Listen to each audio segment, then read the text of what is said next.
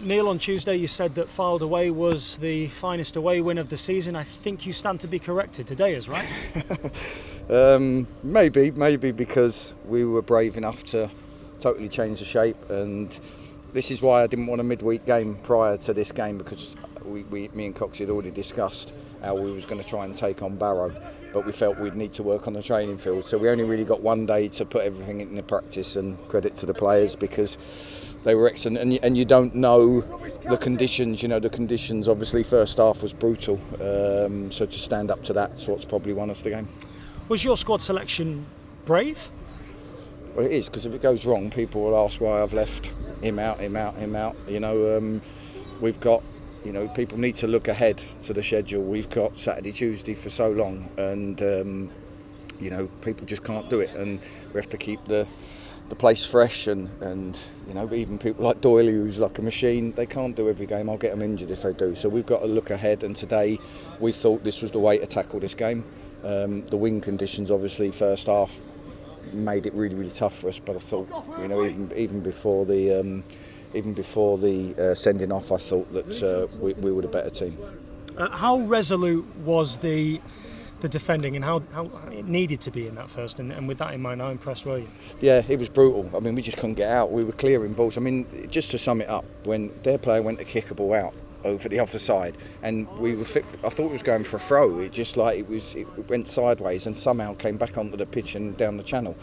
So it was brutal. And you know, obviously the penalties are a difficult moment, and it's a moment that could obviously put us behind and chasing the game. So we rode our luck a bit there, but we were well worthy in the end. Not used to losing in these parts, are they? No, I don't think they've lost here since early on in the season. So, but listen, they're a really good team. There's no doubt. I know today, you know, you might not have known it with 20 minutes to go, but they are a really good team, and they had us at stretch, and we had to defend for our lives in the first half. Key points in the game as well. You think back to the penalty in the first half. Did you have any complaints about the awarding of it? No, it was a penalty. I thought it was a penalty. I thought it was a sending off. I thought all of them were about spot on, and it was difficult conditions. It was a feisty game, but it's what you expect. They're top of the league. They came and not beat us up, but run us ragged at our place. And our boys were hurt by that, and they showed it today. How good does it feel to return that favour? Well, it'd be good for the lads. I don't work that way. It's 3 points for me. But what feels good to me is me and Coxie came up with a plan to try and win this game. The players, you know, we had a day's work on it. The players executed the plan really well, and even up till, you know, using centre forwards for 60 minutes, and then bringing 2 other centre forwards on different types, and it all worked out really, really well. You talked to me about Cal Roberts when he came on. He was brilliant. He makes 1 goal with his corner. Tom Crawford, I'm sure, will be saying that he knew all about it, but I think he might have hit him. And then the second goal is just a wonderful bit of individual magic, isn't it? Well, he's so hard to stop with that ability when he gets in there. I did say to him he had 3 players he could have squared it to, but it was never going to happen. And we know he's got goals in him, and it's good that he's got off the mark for us, because he scored so many at his previous club. So it was, you know, everything's worked out well today. It doesn't always happen, but we took a brave decision.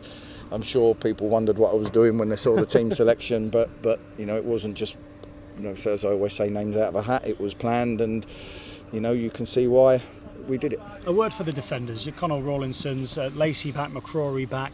How good is it to have that unit again? Yeah, it's great to have players of that quality back, and you know, even putting Joel Bagan in today in the game against top of the league away from home, people might have thought, oh, you know, why? But I thought he was foot perfect at the back. Never give Kay a sniff. Never got down that side. Never got crosses in from that side, and they do that well.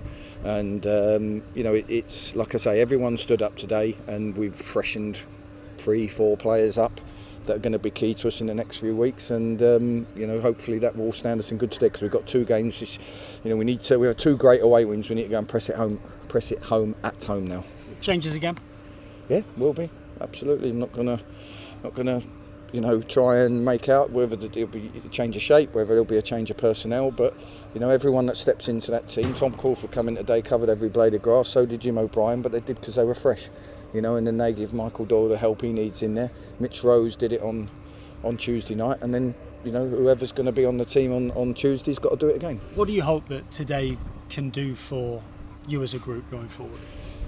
It's 3 great points that put us in a great position now to try and get that 3rd spot. You know, that's got to be our aim. I've always said before, first and foremost, respect that we're only 3 points above 7th. You know, so we've got to make sure that we stay in the top 7, keep the points ticking over. But you know, there is an advantage to being 3rd, and we've got to keep pushing it home. Thanks for your time, Wadham. Thank you. What were the tactical reasons behind the switching formation? What they do really well. You know, when you let them get control of the game, they almost go 3-3-4. You know, they play a 3 at the back, 1 sits in front. The wing backs play really high, and if we had a back 4, we felt that we'd have got stretched right the way across the back. They have 2 midfield runners that go beyond. You know, they commit to the box. They're really brave, and we felt if we played with wingers and we didn't get control of the ball, which as you can see with the conditions today, we might not have got our wingers on the ball, then you know, we'd be too short and we'd be getting stretched at the back. So we decided to put the spare man there for their runners, because they like to get in behind you, and we put the spare man there, and we went with an industrious team with energy to match up. And I kept saying to the players, I've given you a chance to match up with no grey areas of who closes the wing back down, who deals with the runner, etc. And the boys did that. It was literally man for man then? Yeah, without the ball, we wanted to make sure that they had a spare player at the back and we had a spare player at the back. And I don't know if you noticed, particularly in the second half, when we could do it because of the wind, the pressing from the team. That was the game. We wasn't going to come and sit back in. I told you we wouldn't come and just try and defend. The first half was difficult because we couldn't get out. But second half, we tried to press the life out of them and ask them if they can cope with it, knowing that if they tried to turn us in behind, we had Alex Lacey spare and he reads the game well. I know the win is impressive in itself, but the clean sheet, I mean, Barrow have been free scoring here, 7s, 4s. How good and how proud of you are your back 4? Yeah, everyone. Macca come from some great crosses, made some great saves under difficult conditions. All of them, you know, the back 5, the midfield 3 didn't stop running. You know, the front players had to do a lot of work without the ball, chasing their back 3 and making sure they try to lock them in. So the front players, I knew our front 2 would run themselves into the ground. We went with pace. They run hard and then softened them up for when the other 2 come on. Joel Bagan today, how good was he? It was excellent. They've got a big threat down the right hand side. Kay's been causing a lot of teams problems, and you know, Joel never gave him a kick really. So I'm delighted with him. I'm delighted with him all. And it's not just them; it's the subs that come on. It's the subs that didn't come on. They're right behind the team. You know, we had to put lots into practice yesterday. We only had 16 outfield players for training, because we trained on the way up and trying to create the scenarios we needed to create. But the boys are the ones that have gone and done it. How good do these results feel as a manager? It's great because, you know, if we'd have got beat today 2 or 3-0 and comfortably, and the shape didn't work, then people would have, obviously rightly so, would have said, what's Ardley doing? What's he up to? So it wasn't made up. It was something that we felt give us a chance to have a right go at the game. And so for me personally, tactically, that's, and you know, resting 1 or 2 that we're going to need. It's really pleasant to come off at the end of it. Is this a result that can ignite the season now, from here and now? Do you hope it's that catalyst? I don't think football works like that. You think you're getting something going, and you know, everyone now thinks, right, we've beat Barrow, we'll beat Aldershot. It doesn't work like that. You've got to go every game of football. You've got to earn the right to win. So we'll try and find a way of winning. And I hope the players that come in now on Tuesday got that energy and zip about them. So we've got 2 games that are important to try and keep momentum going.